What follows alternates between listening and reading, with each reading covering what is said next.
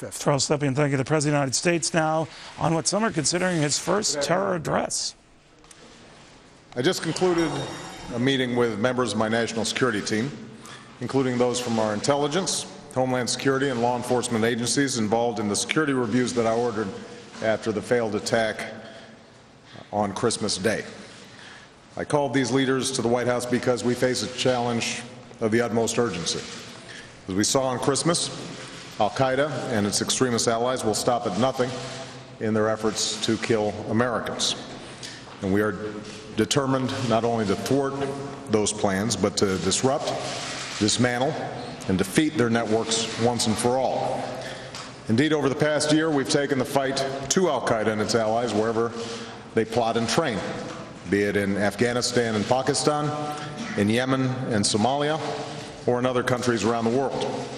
Here at home, our intelligence, Homeland Security, and law enforcement agencies have worked together with considerable success, gathering intelligence, stitching it together, and making arrests from Denver to Texas, from Illinois to New York, disrupting plots and saving American lives.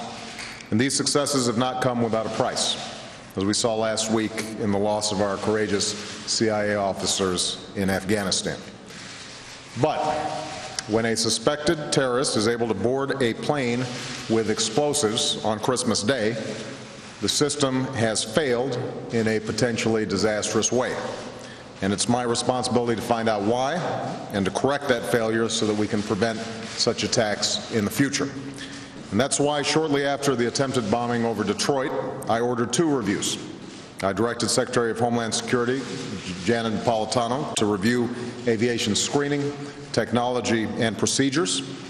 She briefed me on her initial findings today, and I'm pleased that this review is drawing on the best science and technology, including the expertise of Secretary of Energy Stephen Chu and his department.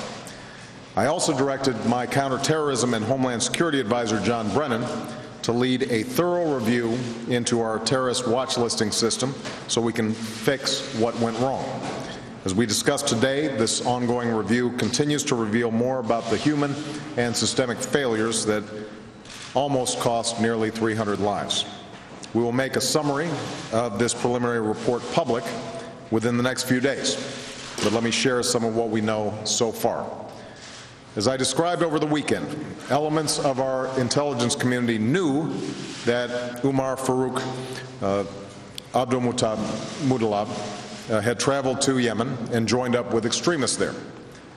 It now turns out that our intelligence community knew of other red flags, that Al-Qaeda in the Arabian Peninsula sought to strike not only American targets in Yemen, but the United States itself. And we had information that this group was working with an individual who was known, who we now know was in fact the individual involved in the Christmas attack. The bottom line is this: the U.S. government had sufficient information to have uncovered this plot and potentially disrupt the Christmas Day attack. But our intelligence community failed to connect those dots, which would have placed the suspect on the no-fly list. In other words, this was not a failure to collect intelligence. It was a failure to integrate and understand the intelligence that we already had. The information was there. Agencies and analysts who needed it had access to it, and our professionals were trained to look for it and to bring it all together. Now, I will accept that intelligence by its nature is imperfect, but it is increasingly clear that intelligence was not fully analyzed or fully leveraged. That's not acceptable, and I will not tolerate it. Time and again, we've learned that quickly piecing together information and taking swift action is critical to staying one step ahead of a nimble adversary. So we have to do better, and we will do better, and we have to do it quickly. American lives are on the line. So I made it clear today to my team, I want our initial reviews completed this week. I want specific recommendations for corrective actions to fix what went wrong. I want those reforms implemented immediately so that this doesn't happen again and so we can prevent future attacks. And I know that every member of my team that I met with today understands the urgency of getting this right, and I appreciate that each of them took responsibility for the shortfalls within their own agencies. Immediately after the attack, I ordered concrete steps to protect the American people. New screening and security for all flights, domestic and international, more explosive detection teams at airports, more air marshals on flights, and deepening cooperation with international partners. In recent days, we've taken additional steps to improve security. Counterterrorism officials have reviewed and updated our terrorist watch list system, including adding more individuals to the no-fly list. And while our review has found that our watch listing system is not broken, the failure to add Abdul Muttalib to the no-fly list shows that this system needs to be strengthened. The State Department is now requiring embassies and consulates to include current visa information in their warning on individuals with terrorist or suspected terrorist connections. As of yesterday, the Transportation Security Administration, or TSA, is requiring enhanced screening for passengers flying into the United States from or flying through nations on our list of state sponsors of terrorism or other countries of interest. And in the days ahead, I will announce further steps to disrupt attacks, including better integration of information and enhanced passenger screening for air travel. Finally, some have suggested that the events on Christmas Day should cause us to revisit the decision to close the prison at Guantanamo Bay. So let me be clear. It was always our intent to transfer detainees to other countries only under conditions that provide assurances that our security is being protected. With respect to Yemen in particular, there's an ongoing security situation which we have been confronting for some time along with our Yemeni partner. Given the unsettled situation, I've spoken to the Attorney General and we've agreed that we will not be transferring additional detainees back to Yemen at this time.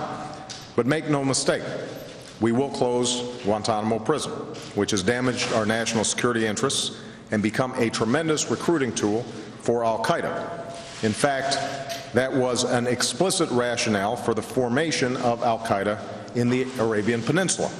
And as I've always said, we will do so, we will close the prison in a manner that keeps the American people safe and secure.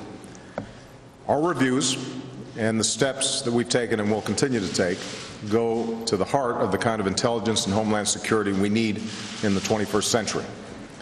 Just as al-Qaeda and its allies are constantly evolving and adapting their efforts to strike us, we have to constantly adapt and evolve to defeat them. Because as we saw on Christmas, the margin for error is slim, and the consequences of failure can be catastrophic. As these violent extremists pursue new havens, we intend to target al-Qaeda wherever they take root, forging new partnerships to deny them sanctuary, as we are doing currently with the government in Yemen. As our adversaries seek new recruits, we'll constantly review and rapidly update our intelligence and our institutions.